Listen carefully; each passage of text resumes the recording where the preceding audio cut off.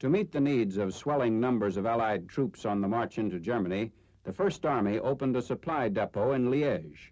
This was designed to be the largest of its kind in the European theater of operations. It was only a part of the extensive preparations being made for the main drive. Anticipating the demands of the coming offensive, signal and communication facilities also were expanded, from rear areas forward. New transmission equipment of various kinds was received, installed, and put in use. Protected against air attack, the Hadier Steel Works at Differdange, Luxembourg, taken over by the Supreme Command a month earlier, were providing the First Army with another essential need: heavy steel for construction and repair. The plant was run by the United States Corps of Engineers, who checked the finished beams before shipment to the front. Lumber, too, was needed. Sawmills in Luxembourg and in Germany were taken over and run by our engineers. Board planking like that used on the Hürtgen forest roads was produced at this mill to build the roads that would lead us to Berlin. We had to repair and sometimes rebuild the bridges destroyed in the Battle of Belgium so that materiel could be rolled forward over the network of rivers. One of the bridges over the Meuse was restored so that again traffic might flow. Special equipment for our armored vehicles. A new type track connector was installed to better grip the mud under the tread of the 3rd Armored Division. A method of coping with Siegfried Line fortifications was devised. Our men found that the Dragon's Teeth could be effectively buried with the help of a tank dozer and some mud. Worn vehicles, which had already seen heavy duty in earlier campaigns, were being reconditioned to perform their part in the new offensive. The same snowfall which had halted operations in the Hürtgen Forest campaign augmented the problems of preparation and supply. Behind the lines, the tempo was accelerated as truck convoys rolled eastward in a continuous stream, building up a vast accumulation of food and equipment as the hour for attack approached. On 16 November, the First Army struck to clear the area to the Roer in the direction of the Cologne Plain. The main effort of the First Army's drive would be borne by 3 divisions of the 7th Corps. They would move north of the forest and along the superhighway from Aachen toward Düren. This part of the operation would be carried out in 2 parallel drives. The 1st Infantry and 3rd Armored Divisions would thrust eastward through Mausbach, while the 104th Division would push north after clearing Stolberg. The morning of the attack, on the outskirts of Aachen, barrage balloons manned by the British were floated eastward to mark the line of enemy positions to be bombed. This was the first time that barrage balloons were used for this purpose. Later that morning, our planes came over, bombers and fighter bombers, British and American. They softened up the tough road that the 1st and 9th Armies would follow in their joint attack to the Roer. Our strategic bombers struck the key city of Düren, straddling the Roer River. Düren had been converted into a strong point by the German High Command to compensate for the loss of Aachen. The civilian population had been evacuated. The buildings were forts, storehouses, and billets. No advance to the Roer or beyond it was possible without the neutralization of Düren. We dropped a saturation load that day, chiefly fragmentation bombs and incendiaries. They set huge fires, the smoke from which was visible for miles.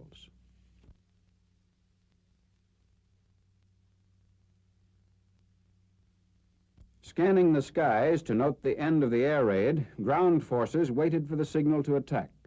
All armor was put in readiness. Camouflage nets were removed. The color plaques mounted on their vehicles served to identify them to the air forces. This reconnaissance group was scheduled to lead the 104th Division's drive through Stolberg. Following the briefing shortly after noon on 16th November, the 1st section moved off to deploy along the road for reconnaissance. The following day, ground troops of the division stood by, waiting the order to join the attack on Stolberg. They advanced along a forest trail in a flanking movement, designed to relieve pressure on 2 of our battalions which had been pinned down inside the forest.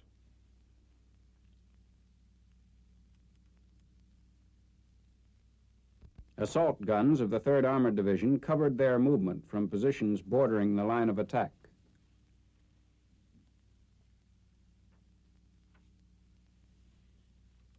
The result of German counterfire: one of our battalion command posts near Stolberg was completely knocked out by a direct artillery hit. Several American soldiers were wounded.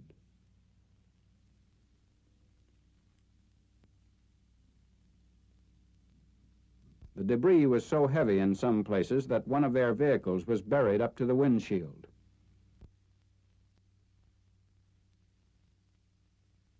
German townsfolk were injured by their own guns. This woman and other civilians received first aid from our medics.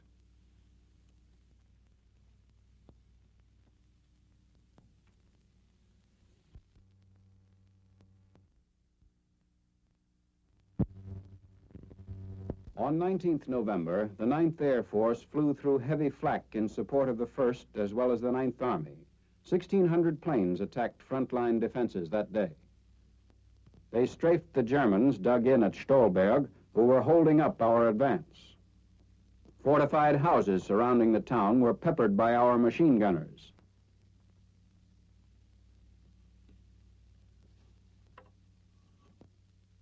And they were being hit by heavy guns like this M12, which could be speedily maneuvered under its own propulsion. Massed 3rd Armored Division tanks acted as artillery to pour in volley after volley of fire. And this, at last, cracked the defenses of Stolberg. The town was left to the remnants of the civilian population, who were beginning to taste the meaning of war on their own soil as they moved their belongings out of the battered city. Stolberg was finally cleared on 21st November by the 104th Division. The town had been strewn with booby traps and mines. In some cases, it was necessary to blast structures which could not otherwise be cleared.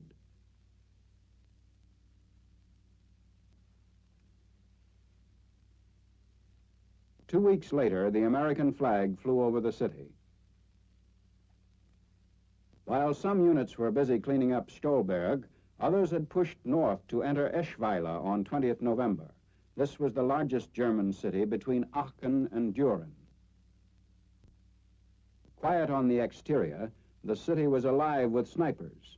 Mopping up began at once and continued for 2 days. Prisoners ferreted out of their hiding places were gathered into the net. In other parts of the city, the hunt for holdouts continued. Some of our infantry cruised the city streets on tanks as they searched out the enemy.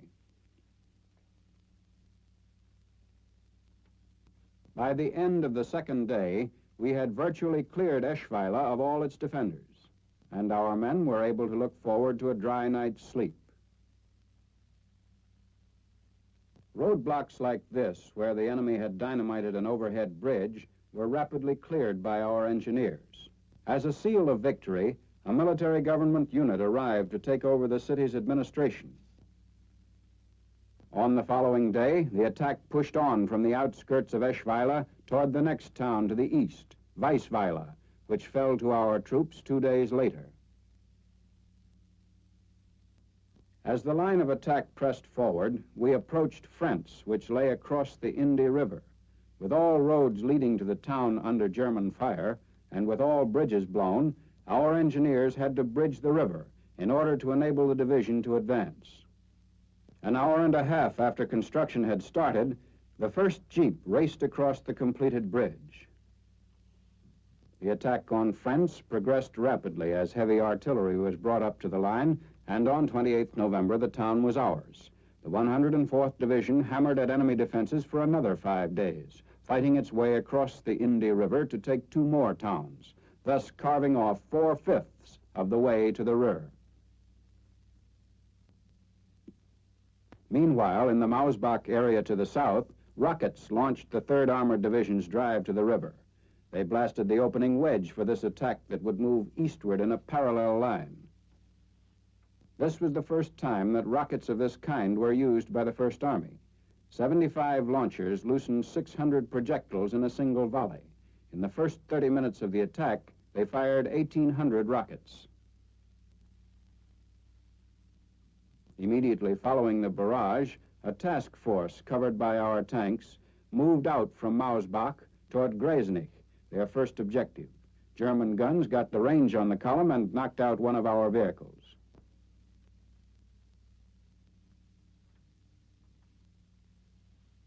But the column continued to move ahead under the protection of our tanks. Lined up in artillery array, they flanked the advancing task force and rained fire on the enemy in Gresenich. The enemy, however, held us outside the town for 2 days.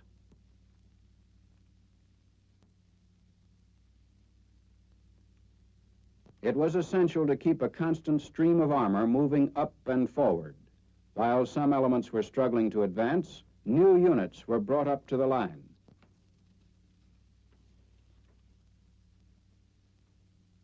Every tank, every gun was needed, so that the 3rd Armored Division could operate effectively in the center of the drive, supporting one infantry division on the north and another on the south. Men were needed too. Troops of the 1st Infantry Division were moving up through the forest near Aachen to break the enemy defense lines, separating us from the Roer. They were on their way to Gresenich. Using a ruined factory as an observation post, the attack was renewed. From this vantage point, we could shell and hit the Germans entrenched inside the town. From the edges of the forest, our men moved forward to exploit the work of the artillery units. Continuing to advance until late that day, they finally captured Gresenich on 19th November. Following up the advantage, our armor pressed forward, opening an attack on Werth, another strongly defended town. During one phase of the operation, some of our tanks had to move out over the open fields, where the tanks themselves were the only cover for our infantry. German counterfire was strong and accurate, hitting the lead tank and wounding its commander.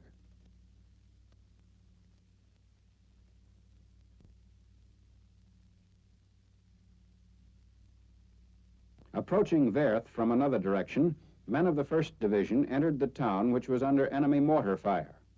We had to fight for Werth, every inch of it, hugging the buildings for protection, hunting out snipers concealed in the shells of houses, ducking into ruins for shelter. Despite the tough resistance, however, the fanatic foe at last surrendered, and by the evening of 19th November, Werth, too, had been secured.